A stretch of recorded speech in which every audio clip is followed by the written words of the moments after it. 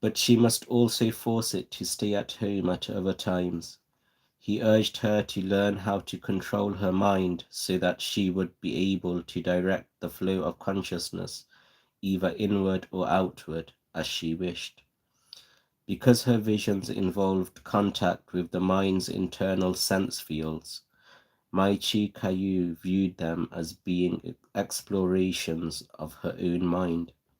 She believed that by investigating the phenomena arising in her samadhi meditation, she could learn the truth about the conscious awareness that perceived them.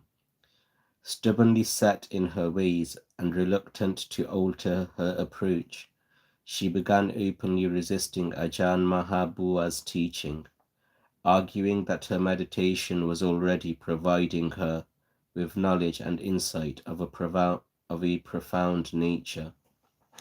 She saw no reason to change. Ajahn Mahabua patiently explained that the phenomena she witnessed were merely things that existed naturally in the universe.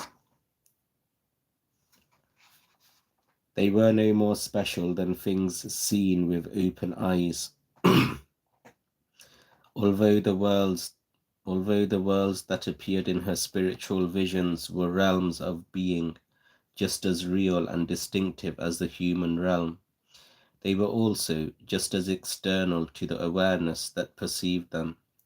Though not solid and tangible like material objects of perception, they were still separate from the awareness that knew them. Essentially, from the observer's viewpoint, there was no difference between physical objects and spiritual ones. All were objects in the external world.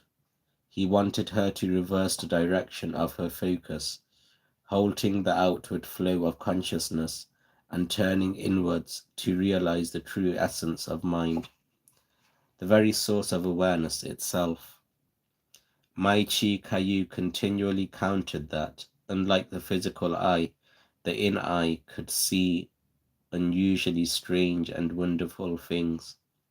The inner eye was capable of seeing many varieties of ghosts and other disembodied beings. It could see and interact with devas in all the heavenly realms. It could see past life connections and accurately foresee future events.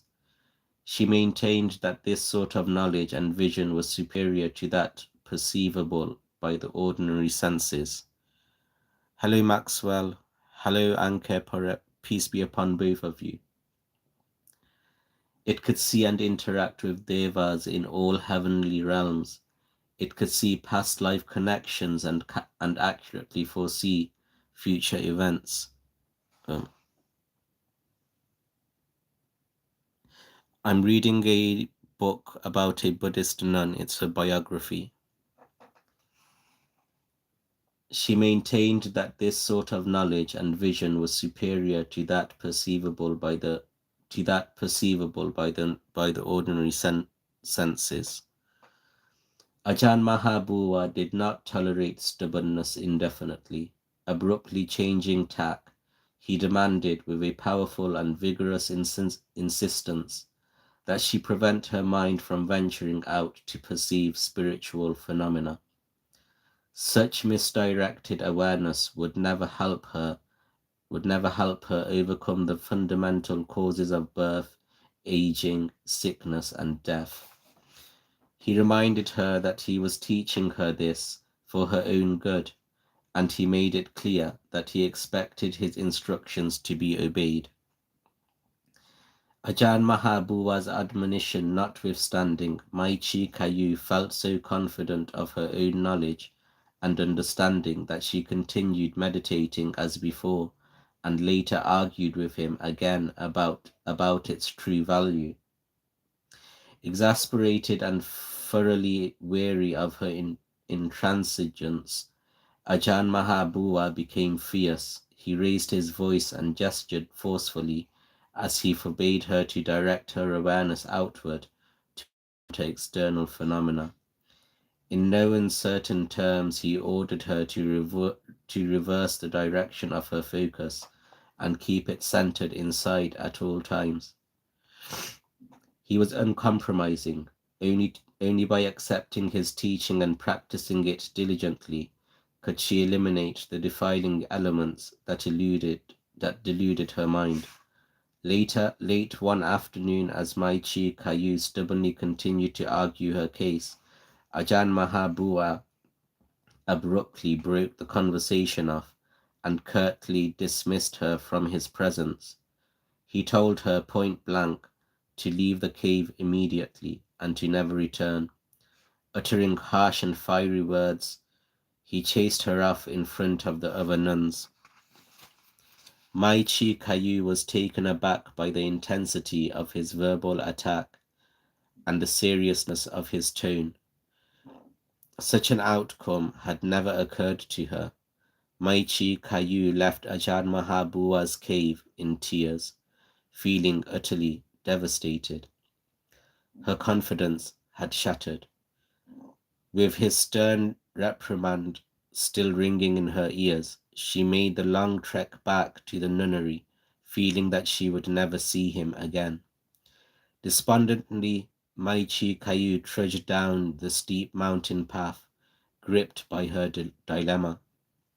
She had been convinced from the first moment she saw Ajahn Mahabua that she could depend on him as the right teacher to guide her meditation.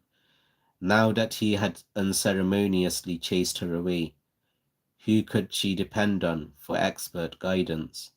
After so many years of searching for such a teacher, Maichi Kayu now felt hopeless. As knowledge concerning your mind's true essence blossoms and blooms within your heart, the end of the long road of suffering will gradually come into view. A portent of Dharma. Walking through the nunnery's entrance in the looming dusk, Mai Chi Kayu proceeded quickly to her small bamboo hut. She needed time alone, time to digest the day's traumatic events. But the familiar space inside the hut felt oddly different now, as though she was suddenly a stranger in her own house. As night slowly settled in around her pensive mood, the moon and stars appeared dimmer and less welcoming than before. Shaken and uncomfortably unsure of herself, Mai Chi Kayu sensed an urgent need to make amends. Reflecting on her predicament, Mai Chi Kayu eventually realized that Ajahn Mahabua had a legitimate reason for driving her away. She had deliberately refused to heed his advice or make any effort to change. The more deeply she pondered, the more clearly she understood that her own conceited attitude was to blame. He obviously had a good reason for disapproving her style of meditation and pointing her in a different direction. But why couldn't she accept his teaching? She had really gotten nowhere by willfully resisting his advice in deference to her own selfish indulgence. What if she were to simply do what he told her to do? She should at least try instead of always stubbornly refusing. Seeing her mistake, she reproached herself. You accepted him as your teacher, so why can't you accept what he teaches? Just do what he says, and you'll know for yourself the truth of his teaching. As dawn approached, the fog of uncertainty began to clear, and she decided she must quickly redeem herself. She would force her mind to succumb to the teaching and willingly accept the consequences. The next morning, shortly after the meal, Mai Chi Kayu excused herself from the regular duties and immediately retired to her hut. With a sense of grave urgency, she seated herself in meditation, intending to force her awareness to remain strictly within the confines of her body and mind. She was determined to prevent her mind from focusing outward, to become involved with any external phenomena whatsoever. She had perceived ghosts and devas and other disembodied spirits for so long that they no longer held special significance for her. Every time she focused her attention outward in meditation, she encountered non-physical beings. Although she saw non-physical beings in the same way that other people see with their physical eyes, Mai Chi Kaew had never gained any real benefit from that ability. The defilements constantly polluting her mind remained unaffected. Only by concentrating inward and closely observing the movement of her conscious mind could she understand those mental impurities and overcome their influence. Fully accepting this principle, she focused her attention solely on the internal recitation of Buddha and continued until all thoughts ceased and her flow of consciousness converged into single-minded concentration deep within her mind, deep within her heart. Using the full powers of her newly found resolve, she maintained the focus there until her entire physical body vanished from awareness, and her mind went absolutely still. Withdrawing slightly from deep samadhi, she immediately saw another vision. This time the vision was a portent of Dharma. Opening her inner eye, she saw Ajahn Mahabua walking toward her, carrying in his hand a radiant razor-sharp knife, pointing the knife directly at her body. He announced that he was going to demonstrate the proper way to investigate the physical body. With that, he began to methodically chop her body to pieces. Slashing repeatedly with the sharp knife, he dismembered her whole body, cutting it into smaller and smaller fragments. Mai Chi Kaew stared transfixed as body parts fell to the ground around her. She watched as Ajahn Mahabua dissected each part further until nothing remained of her body except a disjointed heap of flesh, bones, and sinews. Addressing her internal awareness, Ajahn Mahabua asked, "Which piece is a person? Look at them all, compare them. Which piece is a woman? Which is a man? Which one is attractive? Which one is desirable?" At that point, she was faced with a bloody mass of body parts. They were so disgusting in nature that she was totally dismayed to think she had clung to them for so long. She continued watching as the remains of her body were scattered about until finally nothing remained. At that moment, her mind felt drawn back inside, and the flow of her consciousness decisively reversed direction. Dropping to the base of samadhi and converging to the very center of her being, only a simple and harmonious awareness remained, alone on its own. The knowing essence of mind was so exceedingly refined as to be indescribable. It simply knew, a profoundly subtle state of inner awareness pervaded. By decisively reversing her focus inward, Mai Chi Kaew halted the normal flow of consciousness and realized the true essence of mind, the very essence or source of awareness.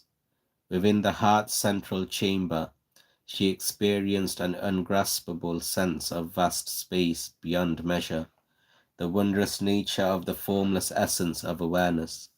When focusing inward, she suddenly forgot the focusing and entered utter quiescence. Not a single thought arose. Everything was empty silence. Body and mind were in a state of great freedom, and all objects, including her body, disappeared without a trace. Utterly tranquil, her mind stayed for many hours bathed in its own solitude. As soon as her mind began withdrawing from deep samadhi, she detected a subtle movement of consciousness, almost imperceptible. At first, as it started to flow out from the mind's essence and move away from the center. As the momentum of consciousness grew, she clearly observed a strong and immediate urge for the mind to turn its attention outward in the direction of external perceptions. The tendency was so much a part of her nature that she had hardly noticed it before. Suddenly this conscious outflow stood out clearly against the background of the serene tranquillity of the mind's true essence. In order to reverse the normal course of consciousness and keep her awareness firmly centered inside, she was forced to put up a mighty struggle against its outflowing inclination. She thought of Ajahn Mahabua and reflected on his severe admonitions. Now certain that he was right, she renewed her resolve to rein in her mind's wayward tendencies. During the next several days, my chee kaew concentrated on finding a reliable method for firmly anchoring her awareness inside. Emerging from deep samadhi, she clearly comprehended the challenge of controlling the mind's outward flow and refused to allow its impulsive movement to take over and drag her away from her attention. The mind's outflowing movement was always accompanied by the activities of thought and imagination. That flowing, revolving consciousness created and maintained the entire sentient universe. But when not a single thought arose, spontaneous mindfulness was born. Being a moment of pure attention, this awareness of the present was alert but relaxed. It did not fall into the elements of body and mind, where material and spiritual illusions took charge. In the past, upon withdrawing from samadhi, all sorts of images appeared in her awareness for no apparent reason, enticing her mind in their direction. She felt she could not turn them away if she wanted to, and even felt comfortable going along with them. When the mind stayed unified until pure mindfulness arose, she witnessed the moment-to-moment creation and cessation of a myriad of thoughts and images, while remaining detached and dispassionate. Having witnessed the essential transformation of focused awareness, she realized the value of receiving the guidance of a true teacher. When she felt confident that she could effectively reverse her mind's dynamic flow by unifying it and keeping it grounded in the present, she decided to risk Ajahn Mahabua's displeasure and return to Nak An cave so she could respectfully relate her progress in meditation. When she arrived at the cave, she was met by Ajahn Mahabua's stern, unwelcoming countenance. "Why have you come again?" he barked. "I told you to stay away. This is no place for a great sage." She pleaded with him to let her speak, to listen to what she had to say. She explained that the traumatic experience of being chased away had caused her to accept her faults and take seriously his advice to focus inward. In precise detail, she described the new direction of her meditation and how she had learned to maintain detached presence of mind. She knew she had been wrong to value her misguidance. She knew she had been wrong to value her misguided knowledge of spiritual phenomena, which she now realized had gotten her nowhere. She had worked hard for several days discovering how to control her mind's dynamic tendencies until she finally succeeded in keeping it solidly centered inside. With immense gratitude and a sense of accomplishment, she had returned to pay homage to her teacher and humbly ask for his forgiveness. Only those who practice meditation can truly understand the spiritual path, but learning meditation properly requires the guidance of a gifted teacher. The teacher cannot afford to make even the slightest mistake, especially when his disciple is meditating at a very high level. The teacher must know more than the disciple, so that she can respectfully follow his lead. It is wrong for a teacher to teach about his level of understanding. The disciple will not benefit from such instruction. When a teaching is based on direct experience of the truth,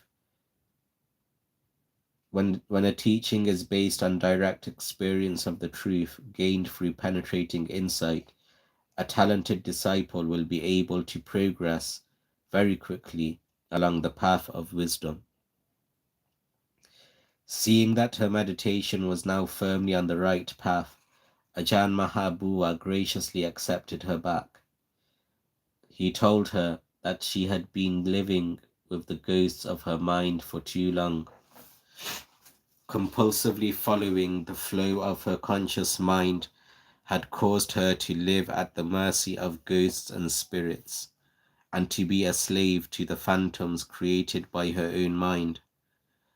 By turning the flow of consciousness back on itself, she temporarily interrupted its momentum and restored the mind to its essence.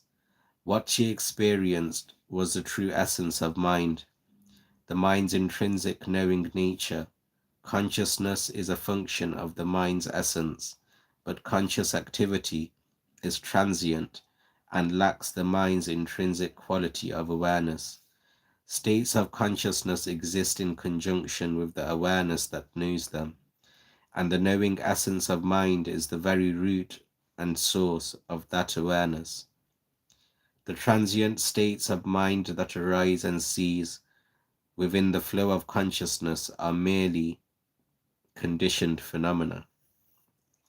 Because the mind's essence is conditioned by nothing, it is the only stable reality.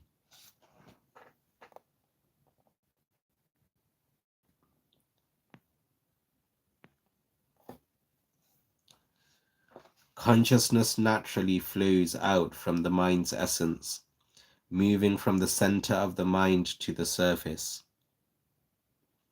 Surface consciousness constantly changes form, shape, and substance as it is rippled by the shifting winds of greed, anger, and delusion. But the true essence of mind exhibits no activities and manifests no conditions. Being pure awareness it simply knows. The activities that spring from mind essence, such as awareness of the material world or the spiritual world, are conditions of the consciousness that emanates from the mind. Since consciousness represents mental activities and conditions that are, by their very nature, constantly arising and ceasing, conscious awareness is always unstable and unreliable. Hello, Nesli. Assalamu alaikum. I hope you're having a good Ramadan. If you celebrate Eid tomorrow, Eid Mubarak for tomorrow. Assalamu alaikum. Since consciousness represents mental activities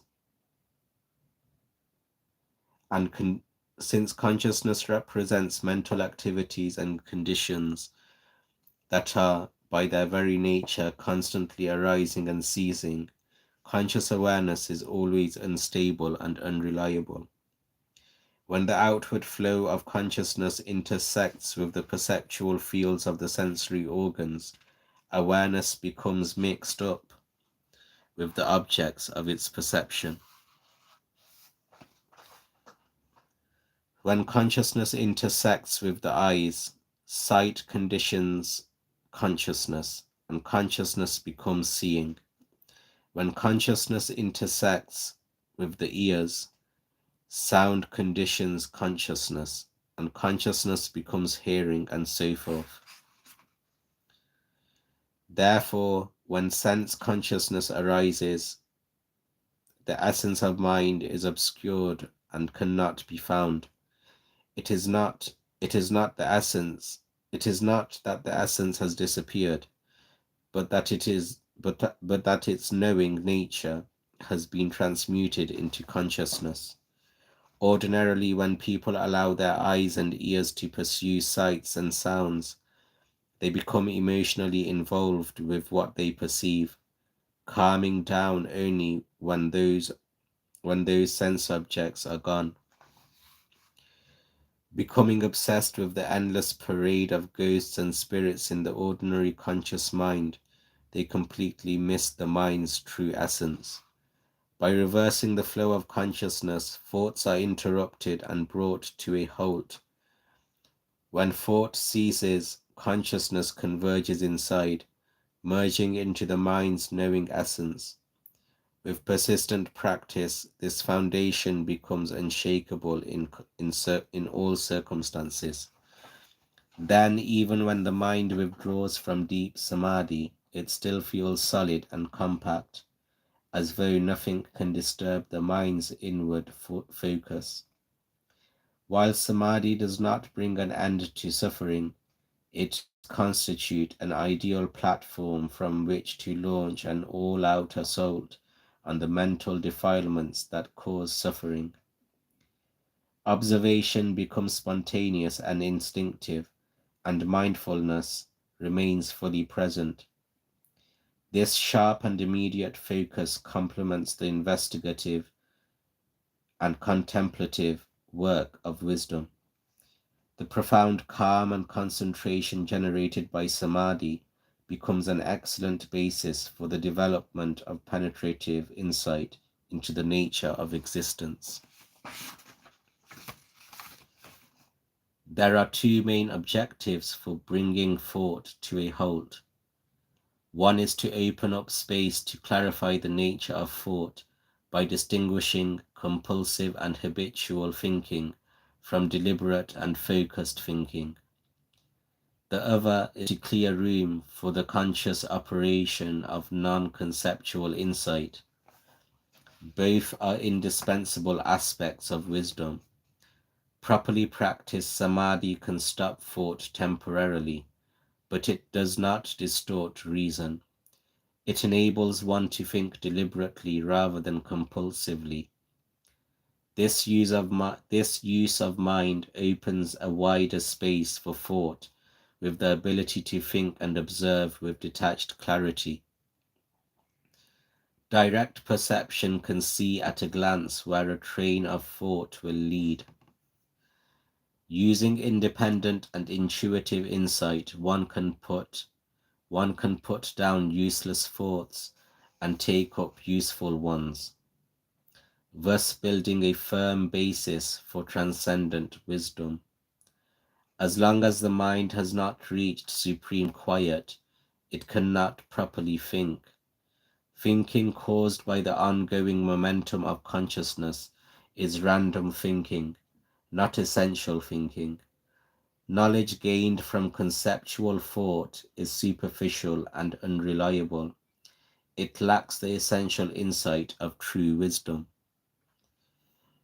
A mind undistracted by peripheral thoughts and emotions focuses exclusively on its field of awareness and investigates the phenomena arising there in the light of truth, without interference from guesswork or speculation. This is an important principle. The investigation proceeds smoothly, with fluency and skill, never distracted or misled by conjecture. Genuine wisdom investigates, contemplates, and understands at a deeply profound level. Because my chee, kaew had been bound up with the products of consciousness for so long, and thus alienated from its essence, it was necessary for her to directly experience the mind's true essence. But experiencing the essence was a means rather than an end, a means of freeing the mind from gross mental hindrances and laying a solid foundation for further development. Ajahn Mahabua warned her that the experience of mind essence could easily lead her to a false sense of confidence in the knowledge arising from conscious perceptions. This made it imperative that everything flowing from the mind be investigated carefully. Each time that she withdrew from deep samadhi, it was necessary to examine the activities of consciousness for the remaining taints of compulsive mental conditioning ruled by lingering attachments to physical form, mental imagery, and thought formation.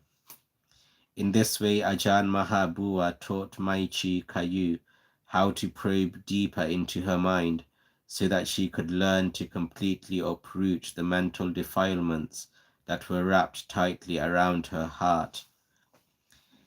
He reiterated that this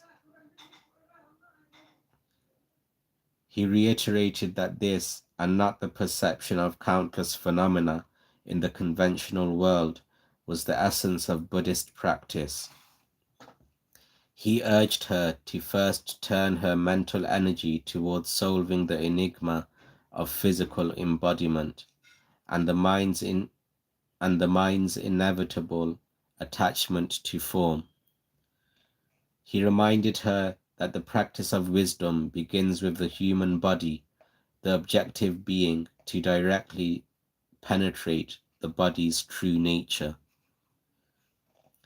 In investigating the body, he taught her to make use of the power of spontaneous observation as a contemplative technique, so as to avoid falling into conditioned patterns of thinking, based on habitual interpretations and fueled by conjecture and supposition. Chee Kaew must employ the clear, unclouded mindfulness present right where consciousness emerged from the mind's true essence. For spontaneous insight to arise, the limitations of ordinary thinking and imagining must be overcome. That meant perceiving the objects of investigation just as they appeared in her mind, all at once without conceptualizing.